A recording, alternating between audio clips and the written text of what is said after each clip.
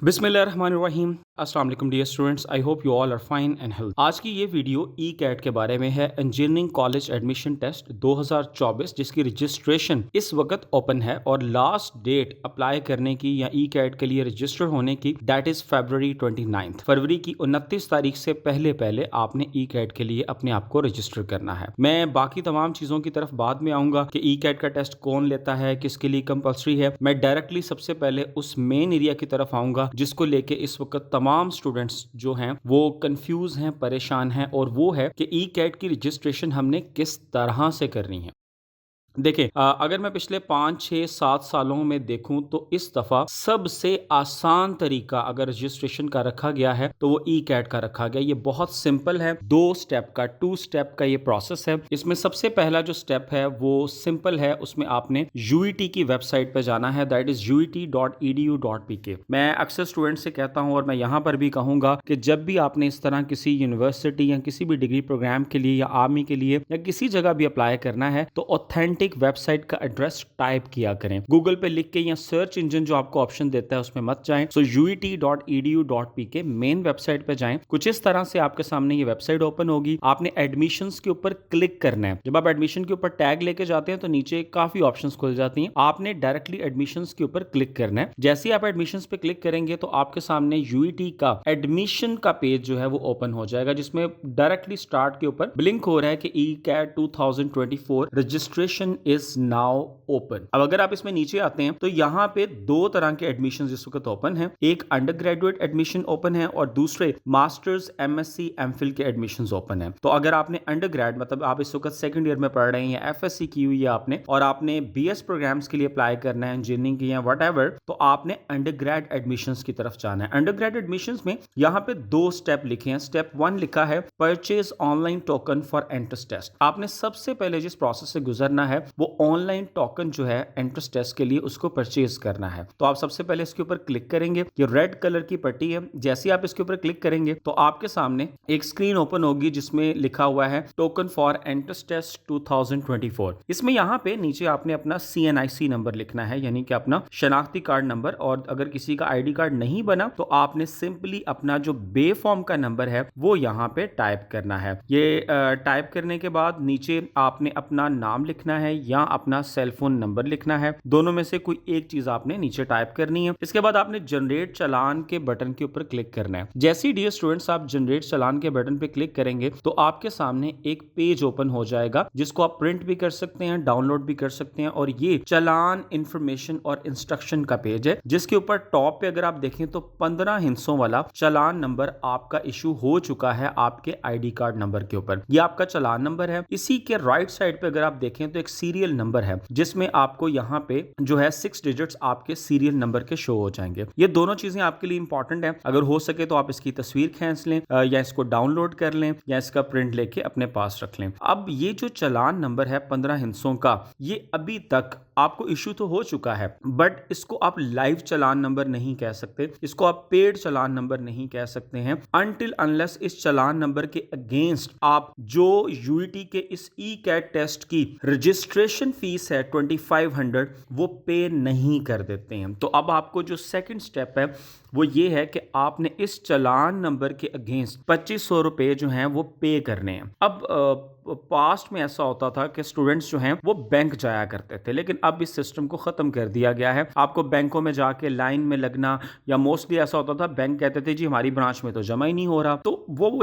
एक तरह से एक एक्स्ट्रा स्ट्रगल होती थी, वो यूईटी ने इस दफा माइनस कर दी है। ऑनलाइन का जमाना है और ऑनलाइन सिस्टम कर दिया सारा। अब यहाँ पे आपने करना क्या है, पहली चीज, अगर तो आपका या आपके घर में से किसी का HBL का बैंक अकाउंट है और उसके पास HBL की ऐप है तो सिंपली आपने HBL की ऐप पे जाना है। जब आप उसको ओपन करते हैं तो वहां पे बिल पेमेंट की कैटेगरी आती है, जिससे जो HBL के सारिफ हैं वो अपने बिजली के बिल, गैस के बिल वगैरह पे करते हैं। आपने सिंपली उस बिल पेमेंट के मेन्यू पे क्लिक करना है। वहां से आपने एजुकेशन को सिलेक्ट करना है। जब आप एजुकेशन को सिलेक्ट करेंगे तो वो आपको एक लिस्ट दे देगा कि यहां से आपने जो आपके एजुकेशनल इंस्टीट्यूट्स हैं उनमें से एजुकेशन इंस्टीट्यूट सेलेक्ट करें कि आपने आपने किसकी पेमेंट करनी है। वहां पे लिस्ट में आपने यूईटी लाहौर का इंतखाब करना है। करने के बाद आपने अपना चालान नंबर बहुत केयरफुली टाइप करना है। अगर आपने चालान फॉर्म नंबर गलत टाइप कर दिया, यहाँ पे कोई नेम वगैरह वेरीफाई नहीं होता, तो किसी और का चालान आप पे कर देंगे। तो आपने ये 15 हिस्सों का जो आपका चालान नंबर है, इसको केयरफुली 2-3 दफा चेक करना है। उसके बाद आपने इसको वेरीफाई करके आपने 2500 रुपए की अमाउंट जो है वो पे कर देनी है। तो अब आपका जो चालान नंबर है जो वो एक टोकन नंबर में कन्वर्ट हो जाएगा। मतलब पहले ये एक चालान नंबर था, now it will become a token number. अब आपको टोकन इशू हो चुका है। अब आते हैं उन लोगों की तरफ जिनका एचबीएल में अकाउंट नहीं है या उनके पास एचबीएल की ऐप नहीं है। तो ऐसे लोगों ने क्या करना है, आपने सिंपली, अगर आपके पास एंड्रॉयड फोन है तो आपने जो प्ले स्टोर है उस पर चले जाना है, और अगर आपके पास एप्पल का फोन है तो आपने ऐप स्टोर में जाना है और वहां जाके आपने लिखना है कनेक्ट बाय एचबीएल। कनेक्ट के स्पेलिंग के से होंगे, KONNECT, कनेक्ट। जैसे ही आप कनेक्ट बाय एचबीएल लिखेंगे तो जिस तरह इसको आप मेरी स्क्रीन पे देख रहे हैं, कुछ इस तरह से ये ऐप आपके सामने आएगी। इस ऐप में आपने चले जाना है और इस ऐप के अंदर जाने के बाद आपने इस पर साइन अप करना है, अपना अकाउंट बनाना है जो आपके मोबाइल नंबर की बेस पे बन जाएगा। सिंपली जैसे हम जैज कैश में अकाउंट बनाते हैं, बट ये आप घर बैठे बना सकते हैं खुद से। साइन अप करने के बाद आपने लॉगिन करना है। लॉगिन करेंगे तो ये अब आपका अकाउंट क्रिएट हो चुका है। इस अकाउंट में आपने पेमेंट जो है वो ट्रांसफर करनी है जैज कैश से या अपने किसी और बैंकिंग ऐप से। आपने एचबीएल कनेक्ट पे क्लिक करके अपना वो मोबाइल नंबर जिससे आपने एचबीएल कनेक्ट पे अपना अकाउंट बनाया था उसको क्लिक करेंगे तो वो आपका अकाउंट का नेम शो करेगा। उस अकाउंट में आपने 2500 रुपए की पेमेंट जो है वो ट्रांसफर करनी है, क्योंकि आपकी इस वक्त एचबीएल कनेक्ट की ऐप में कोई पेमेंट नहीं है। जब आप पेमेंट ट्रांसफर करेंगे फिर आपने दोबारा एचबीएल ऐप पे जाना है, जो कनेक्ट की ऐप है, वहां से आपने लाइफस्टाइल के बटन पे क्लिक करना है। उसके बाद आपने एजुकेशन को सिलेक्ट करना है। एजुकेशन के बाद स्कूल फी के ऊपर टिक करना है और स्कूल फी करने के बाद तालीमी इदारों में आपने यूईटी लाहौर का इंतखाब करना है और वहां पे आपने अपना ये 15 हिस्सों का चालान नंबर केयरफुली लिखने के बाद वेरीफाई करने के बाद आपने अपनी फीस पे कर देनी है। तो ये दो तरीके हैं, एक ये कि जिनका एचबीएल में ऑलरेडी अकाउंट है उनके पास एचबीएल की ऐप है, दूसरा वो जिनके पास नहीं है उन्होंने भी एचबीएल की ऐप करनी है बट उन्होंने कनेक्ट वाली ऐप करनी है। इस तरह से डियर स्टूडेंट्स आप अपने चालान नंबर को, ये 15 हिस्सों का जो चालान नंबर है, इसको टोकन नंबर में कन्वर्ट कर सकते हैं। तो अब जब आपने इसको कन्वर्ट कर लिया है अपने टोकन नंबर में, तो अब आपने क्या करना है, अब आपने वापस उसी पेज पे जाना है, इसी पेज पर। और इस पेज में पहले आपने स्टेप 1 पे क्लिक किया था, अब आप चूंकि आपका टोकन नंबर परचेज हो चुका है, अब आप स्टेप 2 पे यानी online form for entrance test, इसके ऊपर क्लिक करेंगे। जैसे ही आप इसके ऊपर क्लिक करेंगे तो ये आपसे पूछेगा enter serial number. Serial number जब आपने चालान अपना जनरेट किया था शुरू में, तो राइट साइड पे मैंने आपको दिखाया था कि ये सीरियल नंबर है 6 डिजिट का। आपने वो सीरियल नंबर लिखना है। नीचे आपने अपना टोकन नंबर लिखना है। आप देखें नीचे वो ये नहीं कह रहा चालान नंबर लिखें, यहाँ वो कह रहा है आपसे कि टोकन नंबर। और अगर आपने पे नहीं किया तो फिर वो आपको लॉगिन नहीं करेगा। पे करने की सूरत में वो टोकन नंबर में कन्वर्ट होगा। तो आपने यहाँ वो 15 हिस्सों का वो अपना टोकन नंबर यहाँ पे लिख के लॉगिन के बटन पर क्लिक करना है। जैसे ही आप लॉगिन के बटन के ऊपर क्लिक करेंगे तो डियर स्टूडेंट्स आपके सामने कुछ इस तरह से ये एडमिशन पोर्टल खुल जाएगा, जिसमें आपने अपना नेम, अपना CNIC या बेफॉर्म नंबर, फिर उसको दोबारा कंफर्म करना है, अपना ईमेल एड्रेस, अपना जेंडर, अपनी date of birth, father name, father का CNIC, अपना एड्रेस, प्रोविंस, ये तमाम चीजें सिलेक्ट करने के बाद नीचे आ जाएगा कि एंट्री टेस्ट से मुतालिक मज़ामीन। और मज़ामीन में आप देख सकते हैं कि तमाम ऑप्शंस अवेलेबल हैं। मेडिकल की भी ऑप्शन अवेलेबल है, स्टैट की भी है, ICS कंप्यूटर साइंसेस की भी और इंजीनियरिंग की भी।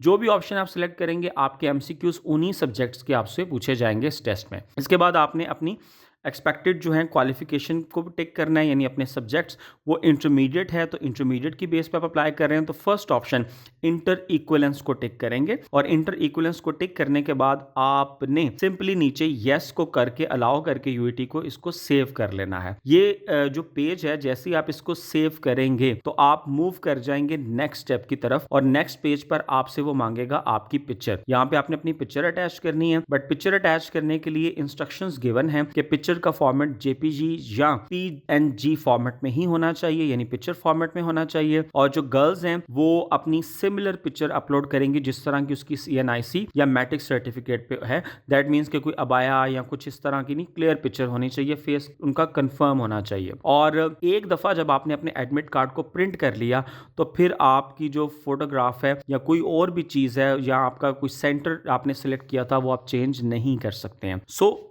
नेक्स्ट चीज जो है वो आपने अपना सेंटर सेलेक्ट करना है। सेंटर में आपको बताता जाऊं कि यूईटी जो है वो टेस्ट डिफरेंट सिटीज में ले रही है। भावलपुर में भी कंडक्ट होगा, ये फैसलाबाद में भी कंडक्ट होगा, ये टेस्ट गुजरांवाला में भी कंडक्ट होगा, गुजरात में भी, कालाशाह काकू केएसके में भी कंडक्ट होगा, मुल्तान में भी, एनएफसी मुल्तान, इसी तरह रसूल, रहीम यार खान, टेक्सला, यूईटी लाहौर और यूईटी नारोवाल। इस तरह ये डिफरेंट एरियाज में, डिफरेंट सिटीज में ये टेस्ट कंडक्ट होगा और लिया जाएगा। तो आपने यहाँ केयरफुली, अगर तो आपका शहर मौजूद है तो आप डायरेक्टली उसको टिक करें, बट अगर आपका सिटी यहाँ पे मौजूद नहीं है तो आप अपने नियरेस्ट देखें कि आपका कौन सा शहर नजदीक है इस लिस्ट में, जहां आपके लिए पहुंचना एक दिन में सेम डे पे आसान है। जैसे अगर मैं सियालकोट की बात करूं तो सियालकोट के स्टूडेंट्स के लिए जो मोस्ट सूटेबल ऑप्शन है वो गुजरांवाला है, और उसके बाद नारोवाल है, और फिर कालाशाह काकू है, और देन लाहौर है। तो आप गुजरांवाला अगर आपको मोस्ट सूटेबल है तो आपने सिंपली उसको सेलेक्ट करना है। सेलेक्ट करने के बाद आपने ये जो नीचे